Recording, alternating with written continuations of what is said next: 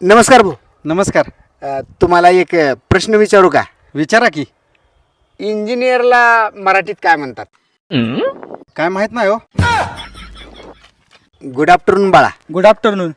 बरं, शाळा जातोस का कॉलेजलास? आत्ताच 12वीची एक्झाम दिली आहे. वा वा, छान छान छान. तर मला काय म्हणायचं आहे, तुला एक प्रश्न विचारू का? विचारा की. इंजिनियरला मराठीत काय म्हणतात? काय माहित नाही हो. जा बाबा घरला, ताक पिऊन झोप जा. मरणाचं ऊन वाढले. जा पटमन.